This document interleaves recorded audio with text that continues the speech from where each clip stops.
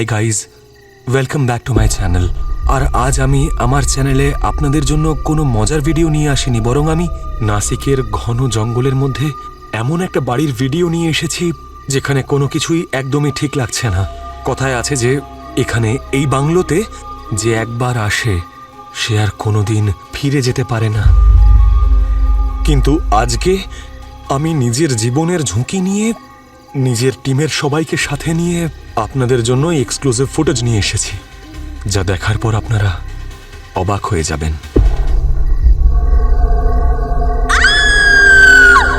আরে কি হলো? রাজ, এখানে রক্ত। রক্ত?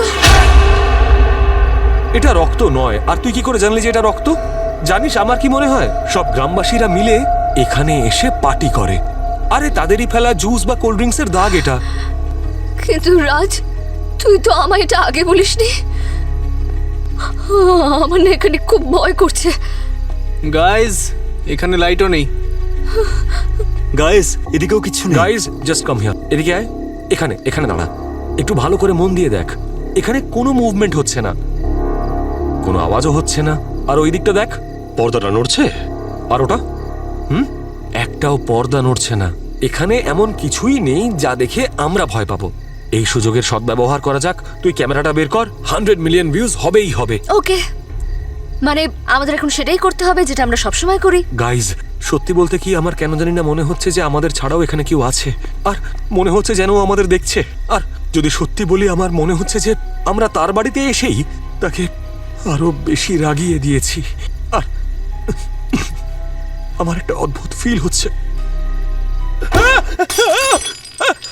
গাইজ, দেখলেন আপনারা? আপনারা আওয়াজ শুনলেন? আমি বলেছিলাম এখানে কেউ না কেউ নিশ্চয়ই আছে। গাইজ, যেমনটা আপনাদেরকে বলেছিলাম, এই বাংলোটা খুবই হন্টেড। আর আমার অনেকক্ষণ ধরে মনে হচ্ছে কেউ যেন আমাদের উপর নজর রাখছে।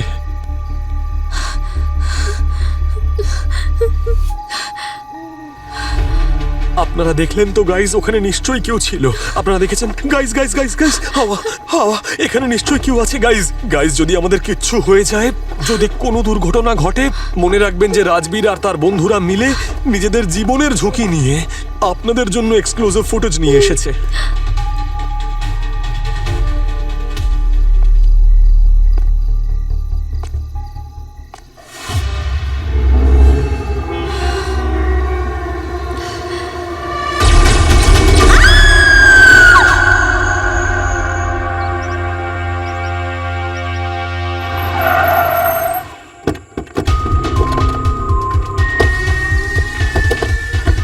আপনাদের মধ্যে ফোনটা কে করেছিলেন? স্যার, আমি করেছিলাম। ওই স্যার, ওই ভেতরে দেওয়ালের মধ্যে আছে। দেওয়ালে? দেওয়ালে কি? স্যার, দেওয়ালের ভেতরে কিছু কিছু একটা আছে স্যার। আমি ওদের প্রথমেই বলেছিলাম এই বাংলোটা হন্টেড। হন্টেড? আর আপনারা একটু ক্রাইম সিন থেকে দূরে থাকুন, হ্যাঁ? কিন্তু আশেপাশেই থাকবেন।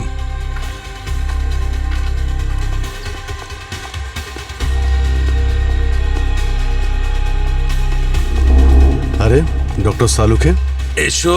খুব তাড়াতাড়ি এসে গেছেন আর কাজও শুরু করে দিয়েছেন। আরে ভাই, ব্যাপারটা হচ্ছে কি, পৃথিবীতেই আমি তোমাদের থেকে আগে এসেছি, তাহলে তো কাজটা আগেই শুরু করতে হলো। কি রেজাল্ট এলো? হ্যাঁ, রেজাল্ট হচ্ছে এখানে এই যে লাল লাল চিহ্নগুলো রয়েছে, আর এই দেখো এখানেও, আর এই পাতাটাতেও। এই সবই রক্ত, আর রক্তটাও মানুষের। কিন্তু স্যার, আমি এখানকার লোকাল রেকর্ড চেক করেছি, কোনো ডেথ রিপোর্ট নেই, মিসিং রিপোর্ট নেই। মানে আমি এই বাংলোর কথা বলছি না, পুরো গ্রামের কথা বলছি। কেউ মারা যায়নি, কেউ উধাও হয়নি। তাহলে এত রক্ত কোথা থেকে এলো? আর একটা কথা, এসো দেখাচ্ছি, এসো, চলে এসো। হ্যাঁ গার্গী, সব ঠিক আছে? Yes sir. Good job.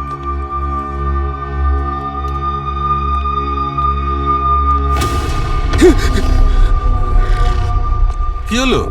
আরে পঙ্কজ, ভয় পেও না। হয়, এরকম হয়। আমিও যদি তোমার মতো দুর্বল চিত্তের হতাম না, আমারও কথা বন্ধ হয়ে যেত। ভয় পেও না, আমি আছি তো। তাহলে এই ভ্লগারের ছেলে মেয়েগুলো এই কুড়ুল ধরা হাতটাকেই দেখেছিল। এই পুরো বাড়িটাকে ভালো করে সার্চ করতে হবে। হ্যাঁ স্যার। চেক করো।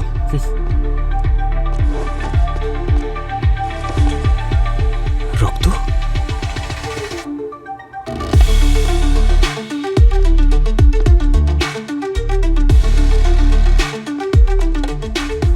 এখানেও রক্ত?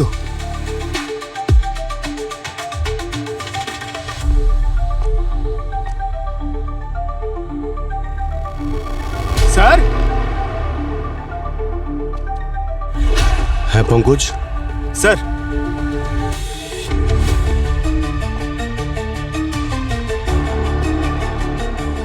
স্যার, এই ফটোগুলো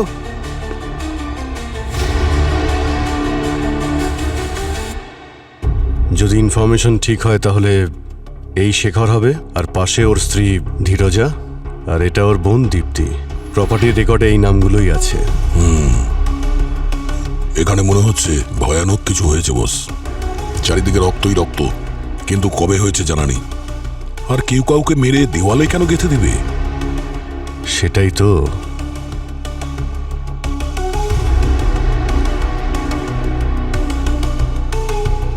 হ্যাঁ ডক্টর সালুখে, হ্যাঁ, এই দেওয়ালের পিছনে ডেড বডি কিছু বললো আপনাকে? আরে অনেক কিছু বলেছে। একটা অদ্ভুত ব্যাপার এখানে, আগে লোক দেওয়াল তৈরি করে যাতে সেটা ঘর হয়ে যায়, কিন্তু এখানে তো আগে লোকেদের মারা হয়েছে আর তারপর দেওয়ালে লুকোনোর জন্য দেওয়াল খাড়া করা হয়েছে। মানে কতজন লোক আছে? এক্ষুনি জানা যাবে। গার্গী, স্যার, দেখো, প্রথম লাশ,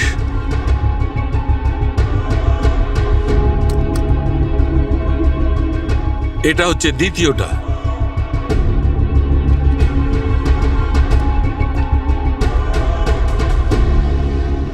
তৃতীয়টা,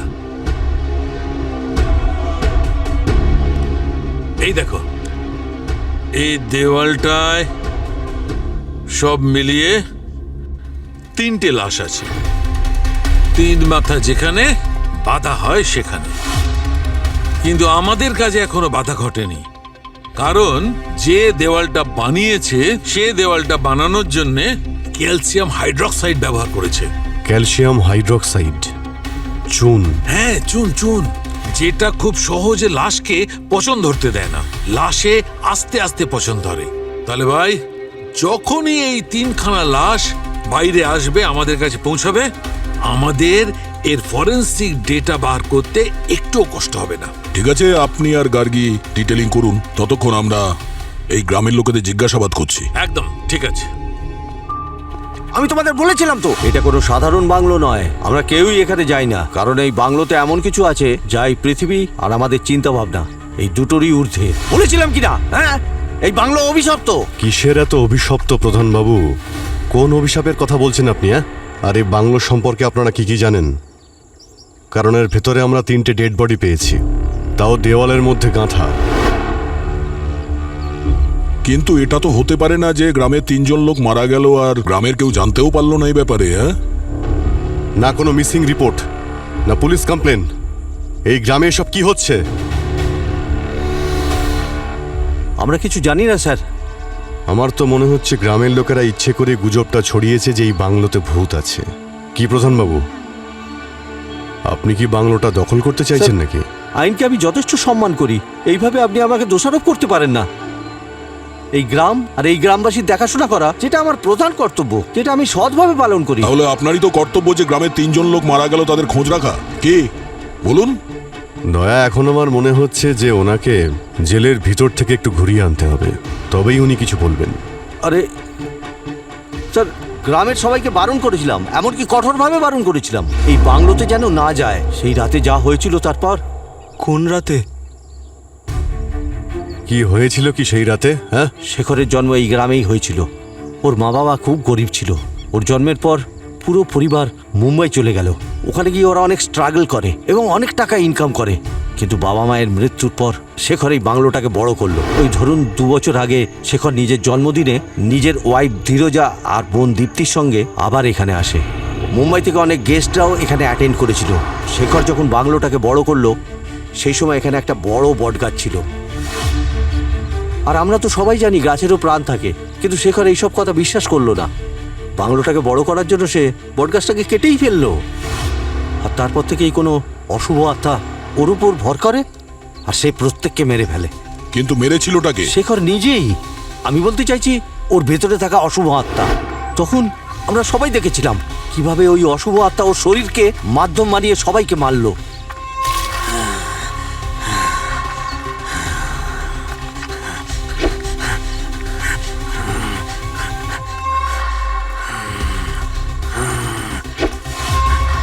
সরে যা, আমি ওই শয়তানদের মেরে ফেলবো। বন্দি করে রাখো সমস্ত লোকজনদের, না হলেও গ্রামের সমস্ত মানুষদের খেয়ে ফেলবে।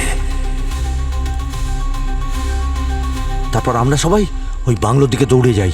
ওখানকার অবস্থা দেখে আমরা খুব ভয় পেয়ে গিয়েছিলাম, কারণ ধীরজা আর দীপ্তিকে খুব ভয়ঙ্করভাবে খুন করা হয়। মারা যাওয়ার আগে শেখর বলছিল, আটকে রাখো এই অশুভ আত্মাকে, না হলে পুরো গ্রাম শেষ করে দেবে। হ্যাঁ স্যার, ওই ভূত যদি আমাদের কোনো ক্ষতি করতো তাহলে? সেই জন্য আমরা শেখরের কথা মেনে 3টে লাশকেই এই বাংলোর দেওয়ালে পুঁতে দিয়েছিলাম। আর তারপর প্রতিজ্ঞা করি সেদিনের পর থেকে এই গ্রামের কেউ যেন এখানে পা না রাখে। কিন্তু স্যার, এই শহরের ছেলেগুলো ওই ভূতটাকে আবার জাগিয়ে দিয়েছে ওই বাংলোতে গিয়ে। ওই ভূতটা আবার শিকার করতে বেরিয়ে পড়েছে স্যার। এই ভূত টুতের গল্প শোনানো বন্ধ করুন, বুঝলেন? সব বাজে কথা। আর এটা কোনো অভিশপ্ত নয়, অপরাধ এটা। আপনারা জানেন কত বড় অপরাধ করেছেন? 3টে খুনের কথা পুলিশের কাছে লুকিয়েছেন, আবার 3টে ডেড বডিকে উধাও করে দিয়েছেন। প্রধানবাবু, আপনি কিন্তু চোখের সামনে থাকবেন। একবারই কেসটা সলভ হয়ে গেলে আপনার সঙ্গে দেখা করব। কেউ কোথাও যাবে না।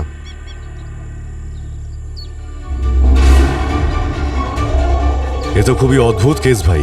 3 জনের মধ্যে একজন খুনি ছিল যে বাকি 2জনকে মেরেছিল, আর তারপর নিজেও মারা যায়।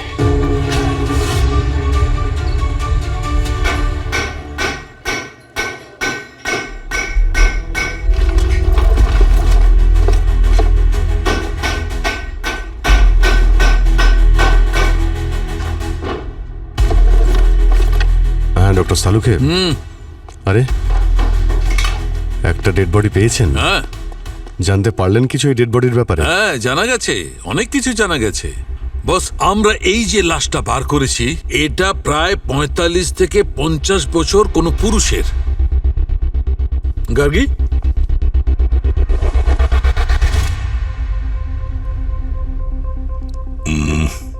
মনে হচ্ছে এটা শেখরই। আর এই যে দ্বিতীয় লাশটা, এটা যে দেখতে পাচ্ছ, যেটা আমরা বার করতে চলেছি, আমার মনে হয় এটা মহিলার লাশ। ধীরজা বা দীপ্তি? এই 3 জনই যে ভিকটিম এটা কনফার্ম। 1 নম্বর শেখর, ওর স্ত্রী ধীরজা, আর ওর বোন Dipti. Very good sir. Sir, আমি বলছি যে দেখুন, কিছুক্ষণের মধ্যেই সন্ধে হয়ে যাবে, আর এই জায়গাটাও না আমার ঠিক মনে হচ্ছে না। আমার সাজেশন হচ্ছে আমরা এখন এখান থেকে চলে যাই, আবার কালকে চলে আসবো। হ্যাঁ? না, তার প্রশ্নই ওঠে না পঙ্কজ, কারণ এই ডেড বডিটা অলরেডি হাওয়ায় এক্সপোজ হয়ে গেছে। ভোর পর্যন্ত যদি আমরা এটা রেখে যাই, তবে এটা এতই পছন্দ ধরবে যে এর থেকে ফরেনসিক ডেটা বার করা অসম্ভব হয়ে যাবে। জানাই যাবে না এরা কারা আর কিভাবে মারা গেছে। ডক্টর সালুকে, আপনাদের দুজনের সিকিউরিটির জন্য আমাদের একজন সাহসী অফিসার পঙ্কজকে এখানে রেখে যাচ্ছে। আরে স্যার, আমি কেন? স্যার, আপনি সবসময় এরকম একটা সিচুয়েশনে আমাকে কেন ঠেলে দেন? আর স্যার, আমি কি কোনো ফরেনসিক ভালো ডক্টর? হয়েছে নও তুমি। আমি কি করব এখানে ভালো থেকে? হয়েছে যে তুমি ফরেনসিক ডক্টর নও। আরে তুমি একে রেখে যাচ্ছ আমার প্রোটেকশনের জন্য। হ্যাঁ, একটু হাওয়া চললে যদি জানলা খটখট করে ওঠে, ও অজ্ঞান হয়ে যায়। না ভাই, আমার দরকার নেই, কোনো প্রোটেকশন আমার দরকার নেই। Thank you. Thank you sir. হ্যাঁ, আপনি শিওর তো? পরে আবার এসিপি স্যারের কাছে অভিযোগ করবেন না তো আমাদের ব্যাপারে, যে দয়া আর অভিজিৎ আমাকে একা জঙ্গলে পাঠিয়ে দিয়েছিল? আরে ভাই, আমাকে তোমরা কাজ করতে দেবে নাকি? যাও যাও, প্লিজ যাও। ডক্টর সালুকে, আপনি কিন্তু একজন সাহসী অফিসারকে আরে মিস না না করলেন। ভাই, অনেক হয়েছে, লেট হয়ে চলো, যাচ্ছে। যাও যাও, চলো, নিয়ে চলো। যাও। পঙ্কজ, এই 3 জন ভিকটিম, দীপ্তি, ধীরজা আর শেখর, এদের ব্যাপারে কি জানতে পেরেছো? স্যার, শেখরের একটা ইনভেস্টমেন্ট ফার্ম ছিল, ও বেশিরভাগ কাজ বাড়ি থেকেই করতো। আচ্ছা, স্যার, আর শেখরের ওয়াইফ ধীরজা এলএলপি কুমার হসপিটালের কনসালটেন্ট, কিন্তু 1 মাস আগে উনি হসপিটাল হসপিটালে রেজিগনেশন দিয়ে দেন। এটা বলে উনি গ্রামে গিয়ে মানুষদের সাহায্য করবেন আর ওখানেই প্র্যাকটিস করবেন। স্যার, হ্যাঁ, ওনার বোন দীপ্তি একজন লয়ার ছিলেন। ইনভেস্টর, কনসালটেন্ট, লয়ার, তিনজনই ওয়েল সেটেলড ফ্যামিলিতে বিলং করত। ভালোই চলছিল। এই তিনজনই 2 বছর থেকে নিখোঁজ। কিছুতেই বুঝতে পারছি না ওদের ফ্যামিলির মধ্যে কেউ একজন ওদের ব্যাপারে কোনো খোঁজ খবর, এমনকি পুলিশ স্টেশনে গিয়ে কোনো মিসিং রিপোর্টও লেখায়নি। এটা আমার কাছে ভীষণ অদ্ভুত। স্যার, একদিক থেকে দেখতে গেলে এরা তিনজনই অনাথ স্যার। এদের তিনজনের সেরকম কোনো আত্মীয়ও নেই যারা রিপোর্ট লেখাতে পারবে। স্যার, ওরা যখন এখানে আসে সবাইকে বলেছিল যে ওরা নতুন জীবন শুরু করতে চলেছে। হয়তো ওদের বন্ধুদের মনে হয়েছিল ওরা নতুন জীবন শুরু করেছে, তাই ব্যস্ত আছে। সেই জন্য আর কেউ খোঁজ খবরও নেয়নি। অভিজিৎ, এই তিনজনের বডি দেওয়ালে গাঁথা অবস্থায় ছিল।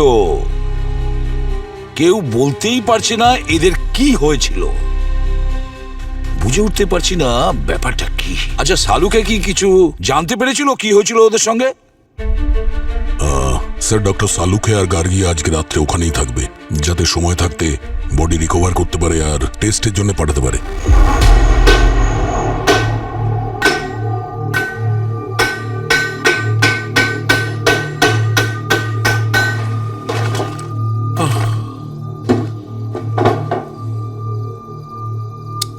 আরে আরে এই আলোটা কি করে চলে গেল? আরে ভাই, আরে ভাই, এটাও এখনই খারাপ হতে হলো। গার্গী, স্যার, এর ব্যাটারি তো খারাপ হয়ে গেছে, কি করব? স্যার আপনি আমার লাইট নিয়ে নিন। আরে বাবা, তুমি কি করে কাজ করবে? হ্যাঁ, দাঁড়াও দাঁড়াও, একটু ভাবি। সেরকম কিছু আছে কি এখানে? আরে এইটা কাজে আসবে। এইটা মান্ধাতার আমলের একটা ল্যাম্প, কিন্তু এখন তো আমাদের কাজে আসবে। একটা কাজ করো, ওই টুলটা নিয়ে এসো, নিয়ে এসো।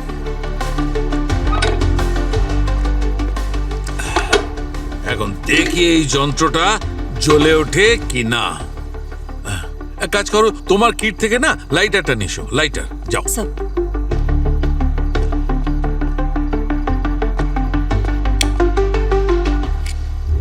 ভেরি গুড, আমার কাজ হয়ে গেছে।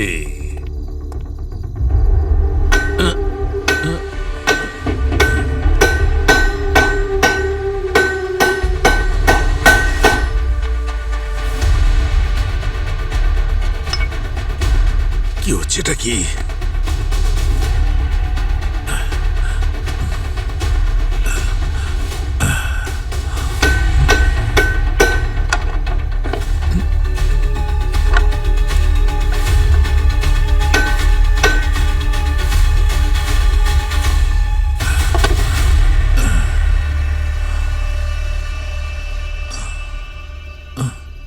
স্যার আপনি ঠিক আছেন তো?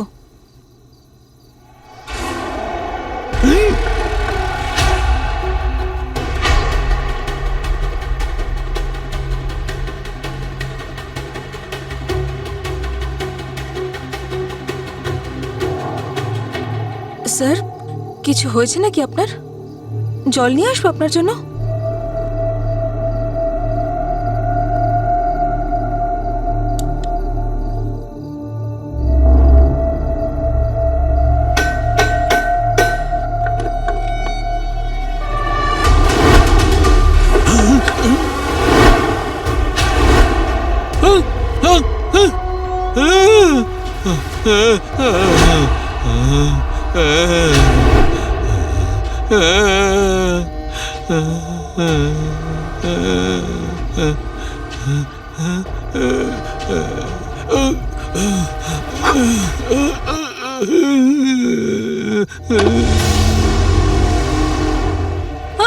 আমি ছাড়বো না তোমায়।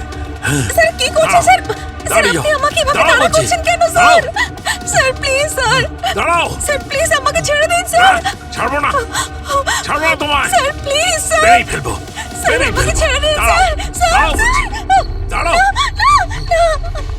দাঁড়াও, স্যার, দাঁড়াও, স্যার প্লিজ আমাকে ছেড়ে দিন দাঁড়াও, স্যার। দাঁড়াও, স্যার দাঁড়াও প্লিজ বলছি। আমাকে ছেড়ে দিন স্যার। দাঁড়াও। Please, sir. মনে হচ্ছে বাংলোতে আবার কেউ একজন মারা গেল। কিন্তু বাংলোর মধ্যে তো সিআইডি ছিল।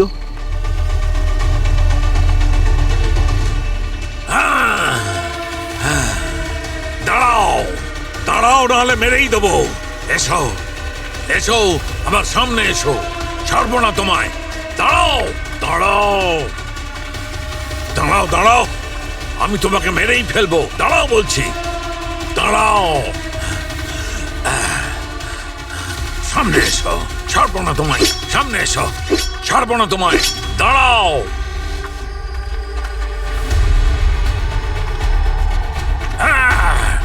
ছাড়বো না। আরে ডক্টর সালুকে, ছাড়বো আরে না। কি করছেন আপনি? কি আরে বলো লেগে কি? যাবে। কি হয়েছে? করছেন কি? মেরেই ফেলবো। শান্ত হন আপনি। কি করছেন কি? লেগে যাবে তো। আরে কি হচ্ছে কি? কি করছেন আপনি?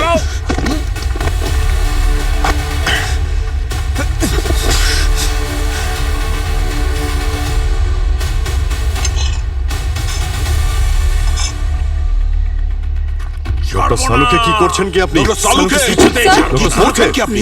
ছাড়বো না। ডক্টর সালুকে, স্যার, আপনি ঠিক আছেন তো? কি হলো? ডক্টর সালুকে স্যার, উনি নিঃশ্বাস নিচ্ছেন না। কি? পঙ্কজ, তাড়াতাড়ি কিট নিয়ে এসো। ডক্টর সালুকে, স্যার, সিপিআর দিতে হবে। ডক্টর সালুকে, স্যার স্যার এই তো এসে গেছে। দাও, তাড়াতাড়ি দাও। তাড়াতাড়ি করো, তাড়াতাড়ি করো। হ্যাঁ স্যার।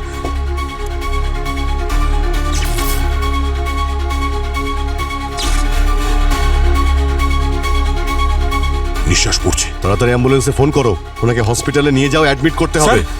সালুকে স্যার, স্যার উঠুন। গার্গি কোথায়? গার্গী, ও তো ডক্টর সালুকের সঙ্গেই ছিল।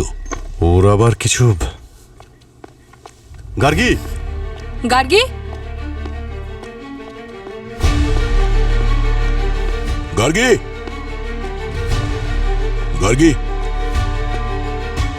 গার্গী,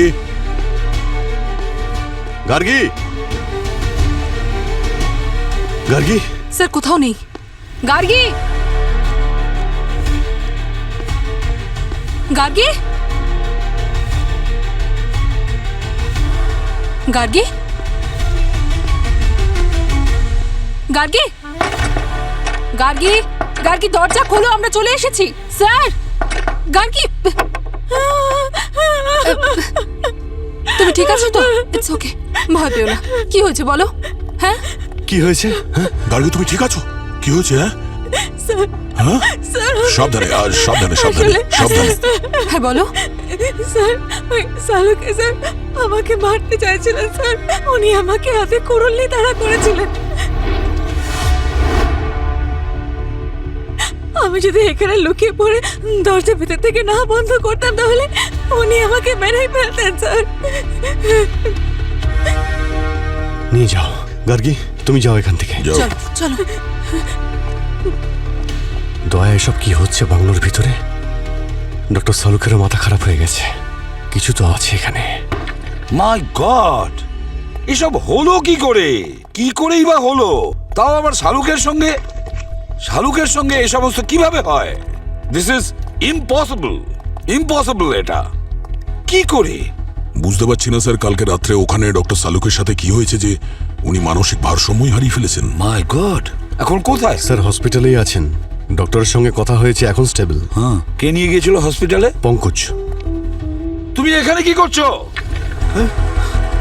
শালুকে একা কেন হসপিটালে রেখে এসছো? যাও এখনই, ভালো করে খেয়াল রাখবে ওনার। গোলমাল আছে, নিশ্চয়ই অনেক বড় গোলমাল আছে। কিছু না কিছু গোলমাল নিশ্চয়ই আছে। শালুকে এরকম অদ্ভুত রকমের আচরণ করছে। না না না না, কোনো রহস্য তো আছে। কোনো একটা রহস্য আছে যেটা আমাদের হাতে এসে গিয়েও ফসকে যাচ্ছে। কি হতে পারে? স্যার, আর একটা কথা স্যার, এই শেখরের বাড়ির ইলেকট্রিসিটির মিটারে কিছু গন্ডগোল আছে স্যার। এই দেখুন। আরে, এ তো জেনে শুনে ইলেকট্রিকের তার কেটেছে, জেনে শুনে। দয়া স্যার, এসব শেখরের বার্থডে পার্টির রাতেই হয়েছে, তাই না? তার মানে একটা কাজ করো, শেখরের বার্থডে পার্টির রাতে কারা কারা এসেছিল তাদের একটা লিস্ট বানাও।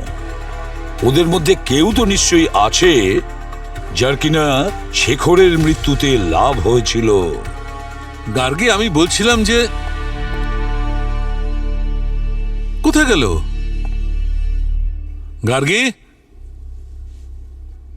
ডক্টর গার্গী, আরে গেল কোথায়? প্যাথোলজি ল্যাবে নেই তো?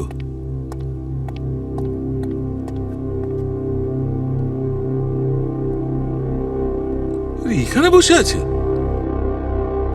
অদ্ভুত ব্যাপার। গার্গী, গার্গী, কি হলো? এখানে কি করছো? গার্গী, কিছু একটা বলো, কি হয়েছে? গার্গী,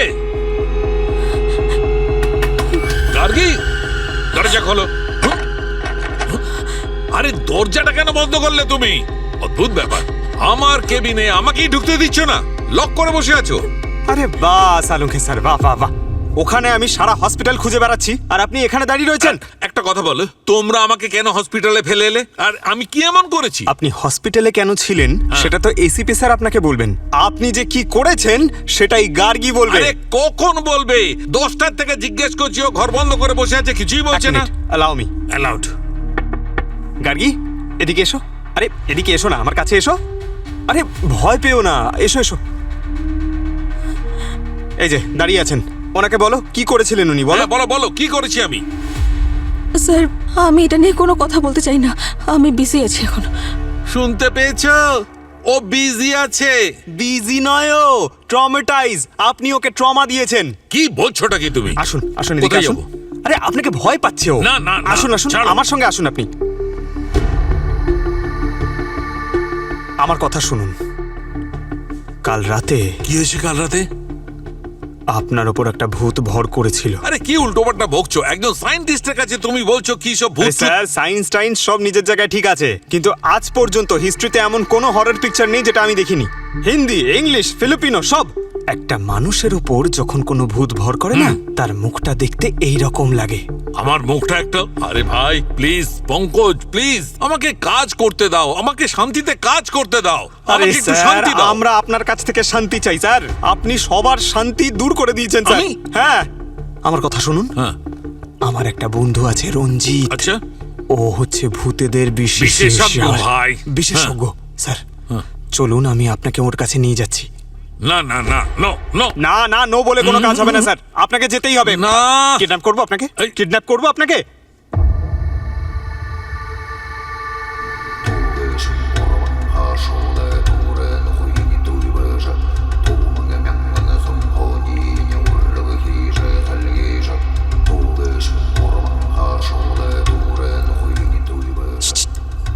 ইনি সে যার ব্যাপারে আপনাকে বলেছিলাম না, যার মধ্যে একটা শান্ত থাকুন, উনি মৌনতাই পছন্দ করেন। Sorry sorry sorry sorry sorry.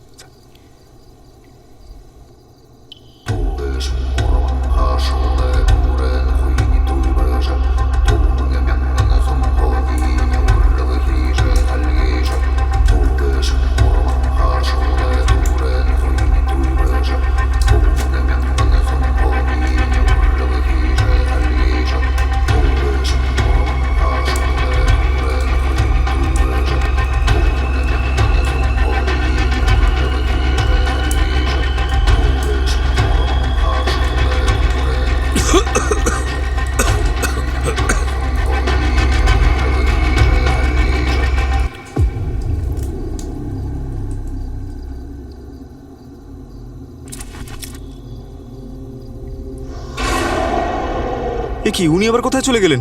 আরে এবার কোথায়?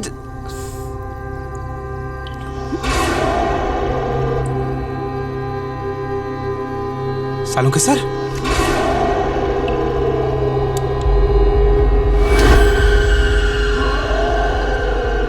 কি হয়েছে স্যার? এভাবে তাকাচ্ছেন কেন?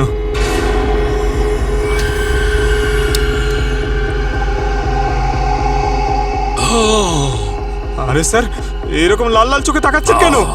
তুমি কেন এখানে এসেছো ছাগল? আমি তো আপনাকে এখানে নিয়ে ছাগলকে ছাড়বো না তোমাকে। স্যার ছাড়বো না তোমাকে, ছাড়বো না আমি। আচ্ছা, শালুকের অবস্থা এখন কেমন আছে? স্যার আমি সত্যি বলছি না। স্যার। আবার কোনো হরর স্টোরি আমাকে শোনাবে না। স্যার আমার সম্পূর্ণ বিশ্বাস স্যার, সালুকে স্যারের ভেতরে একটা ভূত আছে স্যার। সেই জন্য তো আমি যখন ওনাকে আত্মা বিশেষজ্ঞের কাছে নিয়ে গেছিলাম না স্যার, তখন ওই আত্মা আমার উপর অ্যাটাক করেছে স্যার, আমাকে মারার জন্য। কেন বলুন তো স্যার? কারণ সালুকে স্যারকে আমি ওখানে নিয়ে গেছিলাম না, সেই জন্য। মাথায় কি গোবর পোড়া আছে? বোকা কোথাকার! এরকম কখনো হয়? কোনোদিন দেখেছো? প্রত্যেক ঘটনার পিছনে সায়েন্টিফিক রিজন থাকে, সেটার খোঁজ নাও। আর মনে রেখো, এরপরে যদি একটাও হরর ফিল্ম দেখো তাহলে সিআইডির বাইরে। না স্যার, আর দেখবো না স্যার। হ্যাঁ, কিছু জানতে পারলে ওই তিনজনের ব্যাপারে? না স্যার, তেমন কিছু বিশেষ নয়। আমরা খুব ভালো করে চেক করেছি স্যার।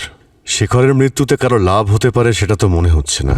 ওর প্রপার্টি, শেয়ার, ইনভেস্টমেন্ট সবকিছু একদম একই রকম আছে। তাহলে এটা হয়নি তো যে খুনির আসল শিকার ধীরজা বা দীপ্তি হতে পারে, আর ওই শেখর বেচারা অযথাই মারা গেল?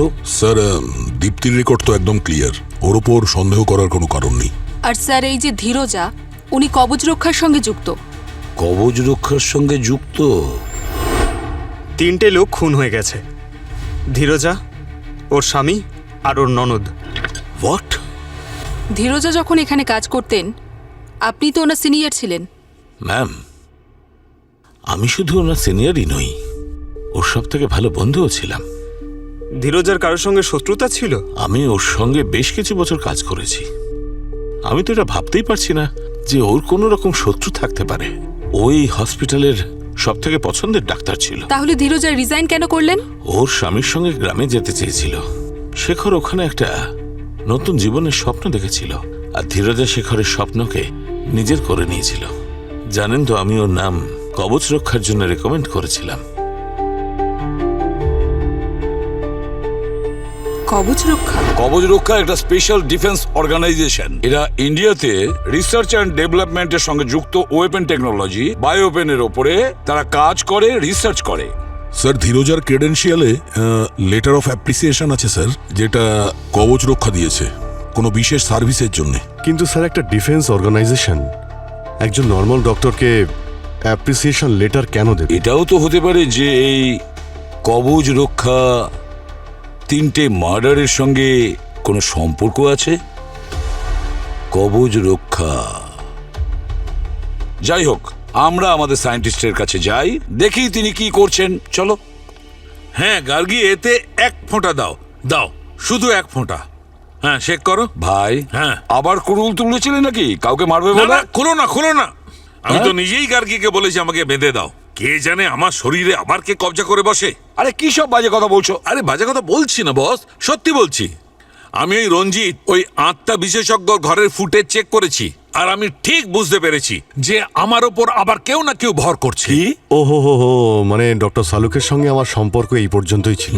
আমার চেনা একটা ভালো সাইকিয়াট্রিক ইনস্টিটিউশন আছে, ওরা খুব ভালো মতো খেয়াল রাখবে আপনার। আর স্যার, প্রত্যেক রবিবার আপনার সঙ্গে দেখা করতে আসবো ওখানে। দয়া করে একটু চুপ করো, পুরো কথাটা তোমাদের জানিয়ে দিই। তাহলে ফুটেজ খাচ্ছ কেন? বলছি বস, দেখো, আমার শরীরে কবজা কেউ করেছে নিশ্চয়ই, কিন্তু কোনো আত্মা টাত্মা নয়। তাহলে হ্যালুসিনেশন। হোয়াট? হ্যাঁ। আচ্ছা, এটা সেই কেমিক্যাল ড্রাগ না যেটা নেওয়ার পরে হ্যালুসিনেশন শুরু হয়ে যায়, দৃষ্টিভ্রম বা মতিভ্রম? হ্যাঁ, একদম ঠিক। আর আপনি এই হ্যালুসিনেশনের ব্যাপারে কি করে জানলেন? বস, আমি ওই রঞ্জিতের বাড়ি থেকে আসবার পর আমি আমার সব রকম ব্লাড টেস্ট করিয়েছি। তখন আমি জানতে পারলাম, আমি বুঝতে পারলাম আমার শরীরে ফ্যান্টম এক্স আছে। Phantom x? একটা খুব বিপজ্জনক বায়ো ওয়েপন্স। কেউ জানে না কে এটা বানিয়েছে, কিন্তু গত 2 বছর ধরে কিছু দোকানে আর ব্ল্যাক মার্কেটে হই হই করে বিক্রি হচ্ছে। আর স্যার, এই ফ্যান্টম এক্স বডির ভেতরে প্রবেশ করার পরে এক্স্যাক্টলি কি রিয়াকশন হয়? ফ্যান্টম এক্সের প্রভাবে মানুষ তার সবচেয়ে ভয়ের কারণকে চোখের সামনে দেখতে পায়। আর আমরা তো জানি যে মানুষের কোনো না কোনো ফোবিয়া হয়, কোনো না কোনো জিনিসকে তো অবশ্যই ভয় পায়। আর আমার কেসে তো একটা গোপোলা ছাগল, বিপজ্জনক, খুব শয়তান ছাগল। হোয়াট? একজন ফরেন্সিক ডক্টর হয়ে আপনি ছাগলকে ভয় পাচ্ছেন? এটাকে ক্যাপ্রাফোবিয়া বলে। আমি মানছি ছোটবেলা থেকে আমি ছাগলকে খুব ভয় পাই। আমি যখন ছোট ছিলাম, গ্রামে গেছিলাম, তখন একটা ছাগল খুব বাজেভাবে আমাকে শিং দিয়ে গুঁতিয়েছিল, আর ব্যাস তখন থেকে আমি ছাগলকে খুব ভয় পাই। তুমি হাসিটা বন্ধ করবে? না না স্যার, মানে তার মানে এটা কি ডক্টর সালুকেকে এইভাবে বেঁধে রাখতে হবে? দয়া, এই ফ্যান্টোমেক্সের প্রভাব একদম টেম্পোরারি। আস্তে আস্তে রক্ত থেকে নিজে নিজেই বেরিয়ে যায়। তাহলে শেখরের সঙ্গেও এরকম হয়েছিল? ওরও নিশ্চয়ই কোনো ফোবিয়া থাকবে।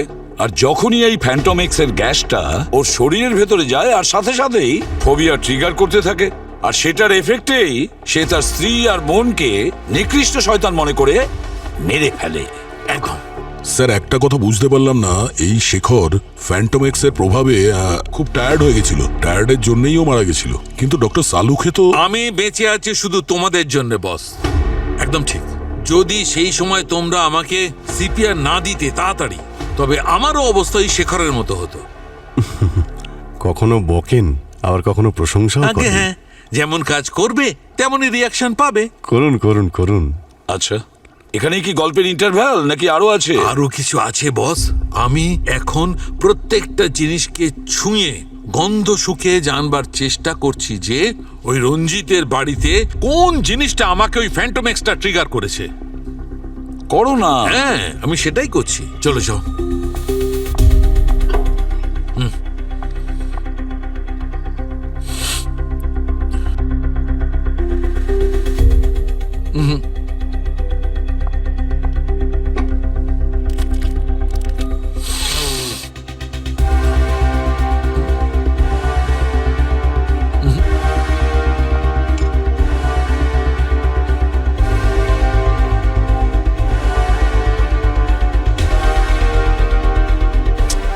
না,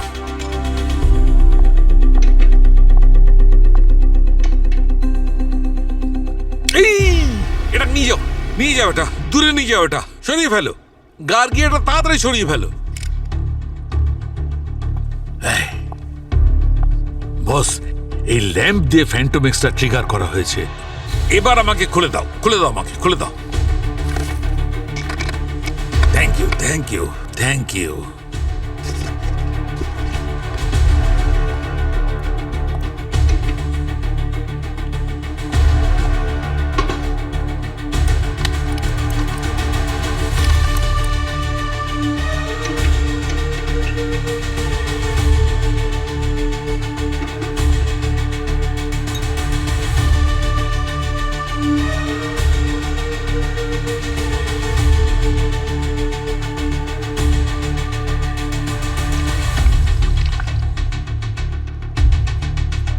এই দেখো বস, এটা পিঙ্ক হয়ে গেছে, আর এইটার দ্বারাই প্রমাণ হচ্ছে যে ওই ফ্যান্টোমেক্স এর মধ্যেই ছিল।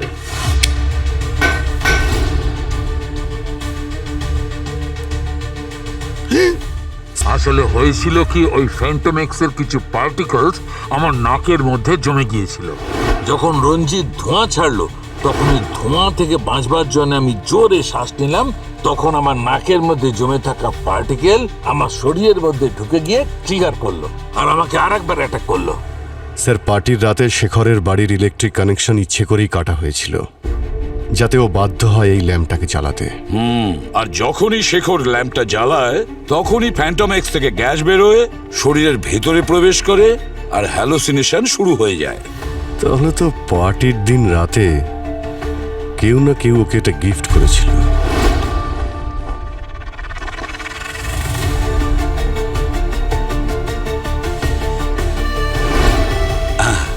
আচ্ছা স্যার, কোনোভাবে এই ফ্যান্টোমেক্স কোনোভাবে কবচ রক্ষার সঙ্গে জড়িত নয় তো? কারণ এই কবচ রক্ষাও বায়ো ওয়েপন্সের ওপরে রিসার্চ করে। একদম ঠিক দয়া, ঠিক বলেছ তুমি।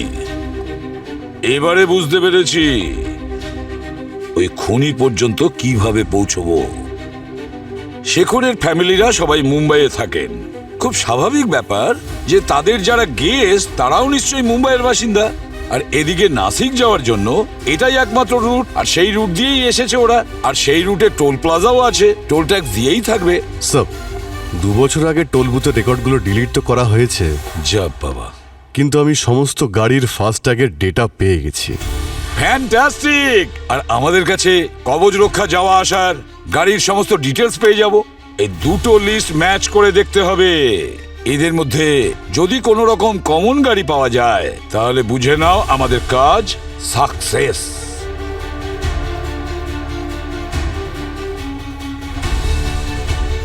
দুটো নম্বর আছে স্যার। হ্যাঁ স্যার, এই প্রথম নাম্বারটা তো এই ধীরজার গাড়ির নাম্বার, আর ও নিজেই ভিকটিম ছিল, আর ও ওখানে কাজও করতো। কিন্তু এই দ্বিতীয় নম্বরটা কার? এই যে দ্বিতীয় গাড়ির লোককে দেখছো, সেই আমাদের অপরাধী।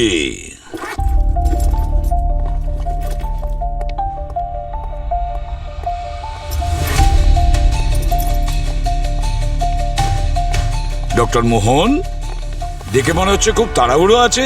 আরে আপনি এত ব্যস্ত হবেন না, আমাদের কাছে গাড়ি আছে, রাস্তাতে আপনাকে ড্রপ করে দেবো। আপনারা এখানে?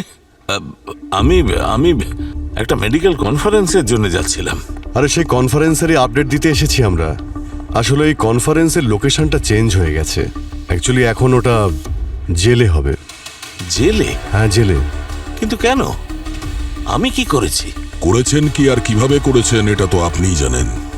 কেন করেছেন এটা যদি বলে দিতেন তাহলে কেসটা সলভ হয়ে যেত। দেখুন, ধীরজাকে আমি মারিনি।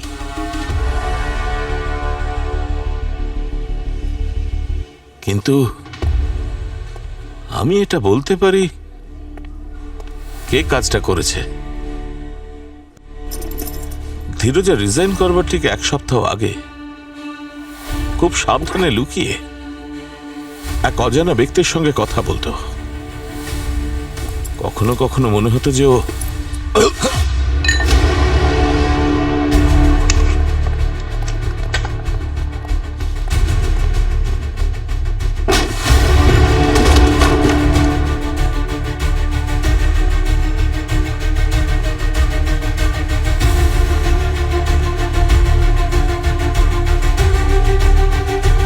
আরে ডাক্তার বাবু, আপনি গল্পটা ইনকমপ্লিট রাখলেন কেন? ঠিক আছে, আমরাই কমপ্লিট করে দিচ্ছি। দয়া আপনাকে হেল্প করবে। Sir sir sir sir please sir. হ্যাঁ, আমি ওই ল্যাম্পে ফ্যান্টম এক্স রেখে দিয়েছিলাম যাতে 3 জনই মরে। ধীরজা আমার খুব পুরনো বন্ধু ছিল। আমরা বহু বছর একসঙ্গে কাজ করেছি। এমনকি ওর কবচ রক্ষাতে থাকাটা আমার রেকমেন্ডেশন নির্ভর ছিল। ভেবেছিলাম যে এত কিছু করবার পর ও ফ্যান্টম এক্স কে অ্যাপ্রুভ করানোর জন্য আমাকে সাহায্য করবে। আর সবাই আপনার মতন ক্রিমিনাল নয় ডক্টর মোহন। ধীরজা ফ্যান্টম এক্স এর সত্যিটা রিপোর্টে লিখে দিয়েছিল, বলে দিয়েছিল বোর্ডকে এটা কতটা বিপজ্জনক জিনিস। এই কেমিক্যালের এফেক্টে কত লোক তার বন্ধুদের আর পরিবারের লোকদের মারতে পারবে। ও আমার ওই প্ল্যান, আমার সবকিছু বরবাদ করে দিয়েছিল। এই জন্য আপনার 2000 কোটি টাকা লোকসান হয়ে যায় না? হ্যাঁ, 2000 কোটি। আর আমি বুঝে গিয়েছিলাম যে যতক্ষণ ধীরজা বেঁচে আছে কবচ রক্ষা কখনোই আমার ফ্যান্টম এক্স কে অ্যাপ্রুভ করবে না। এটা ভেবেও রেখেছিলাম যে কিছু সময়ের জন্য এটা বন্ধ করে রাখবো, আর বেশ কিছুদিন পর এটাকে নতুন নামে ফিরিয়ে নিয়ে আসবো। আর তার জন্য ধীরজার এই দুনিয়া থেকে সরে যাওয়াটা জরুরি ছিল। আর আপনি শেখরকে মারার প্ল্যান করে নিয়েছিলেন, না কি? সেই জন্য শেখরকে ওটা বার্থডে গিফট দিয়েছিলাম, ওই অ্যান্টিক ল্যাম্প।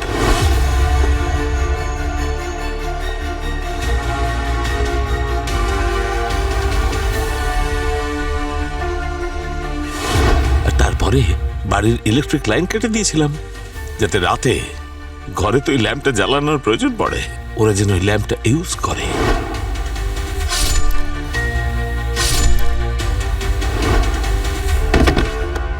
বাহ বাহ বাহ বাহ! যখনই শেখর ল্যাম্পটা জ্বালালো আর তখনই ফ্যান্টম এক্স থেকে গ্যাসটা শরীরে প্রবেশ করলো। ওর মনের ভেতরে যে আতঙ্কটা ছিল সেটা সাথে সাথে বাইরে বেরিয়ে আসে। ওর সামনে সেই ভয়ে এসে দাঁড়ায়। ডক্টর মোহন, আপনি 3 জন নিরীহ মানুষের প্রাণ নিয়েছেন।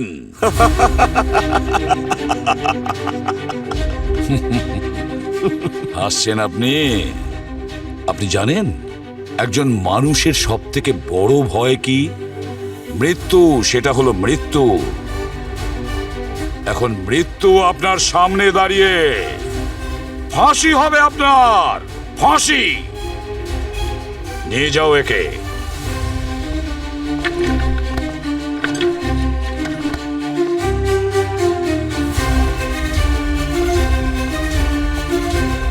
স্যার, অন্তত এই রাজবীরের ফেক ভ্লগ ভিডিও চক্করে আসল শয়তানকে তো ধরতে পারলাম।